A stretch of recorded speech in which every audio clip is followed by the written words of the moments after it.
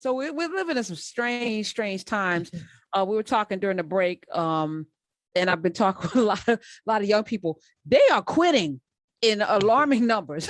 Yeah. But like they are like, this job can go. I got options. Seena's here, of course. How do you feel about this? It was once this move towards the gig economy and people, Yeah. having multiple jobs and juggling. Now they're just like, F it. I can go out and get something else. Yeah. So they're calling it the Great Resignation. And it's happening in large mass. And even now, more so, is that not only just the initial wave has been quitting, but the people who have been left behind are feeling extra stressed because they've been having to carry the workload of those missing, and now they're quitting. So obviously that's not good for the economy. So instead, I want to offer some, like, an alternative to, like, well, one, why is it that you're quitting? And for many people, it's because, quite honestly, they weren't getting paid what they felt was equitable. So I wanted to just chat today about how can you get more money from where you already are. Okay. All right. Let's do that, because I have mixed feelings as a consumer, and I'm concerned about not just, places are closing down because they don't have staff. Yeah. I'm thinking about the hospitals, the nurses and doctors are beleaguered, and they have been very put upon during this pandemic in ways, doing, yeoman's work, and saving lives. And now they're burnt out and they could do something else. But what does that mean for anybody that gets sick? Like if you break a leg or you have, a diabetic episode, you don't have the same level of staffing anymore to take care of your needs. So I'm like thinking about us as consumers as well as the people who are in these jobs. But let's deal with the people in the jobs first. How do they gain power? Well, you have a little bit of a leverage now, right? Because your employer, I promise you, is very much aware of the Great Resignation, and they know that that you could easily be scooped up, especially if you deliver. And so if you do, now might be the time. And here's the thing, the caveat is your job might not actually have the excess coin, but if they do, now might be the time to approach your manager, your boss, to ask for a raise. It's nearing the end of the year anyway, so you probably will be doing your annual or quarterly review. That's a great time to bring it up, because by then, especially if you have a great track record, it's in alignment with the ask. Like, I've delivered, and as a result, I'd like to talk about what it looks like for me to be bumped up in pay. But you want to come ready, Karen, because people just come kind of arm swinging. Do a little research, right? What's the range, that you think that your title warrants? And just to be mindful too, because some people don't realize they're not even asking for a raise. You're asking for a correction to your salary.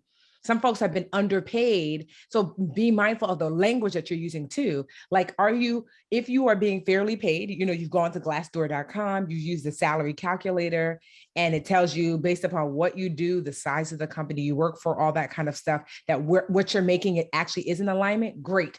It's a raise. It tells you that you're underpaid. It's not a raise. We're looking for an adjustment. We're looking for a realignment of where I should have been already. So make sure you use the right language. All right, and then, pause for a second, Tiffany. Glassdoor.com. Yes, it's free. It's a salary calculator. Oh, yeah. Great. All right. I've been on there before. I'm going on totally there. Free. Yeah, I'm totally free. The right amount of money on this thing. Yeah. Okay. Go ahead, continue. But also to come ready, right? So I like to create something that I like to call a brag book, right? Or like my sister calls it her Go Me file. That means every time she does something dope for the company, she basically is like, go me, and she puts it down, but document, right? So like, go me, I got that proposal done and it made the company $50,000.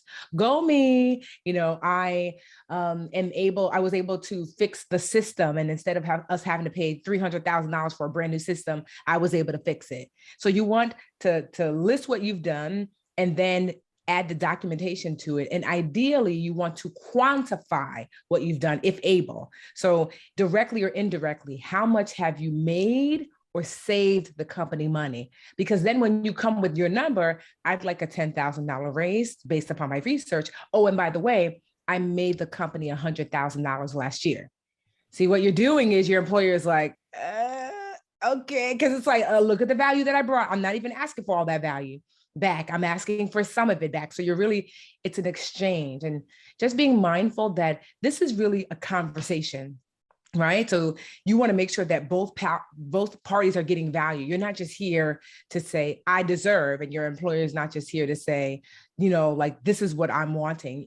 Both parties have to feel like they're gaining value. So that's really important when it comes to negotiating.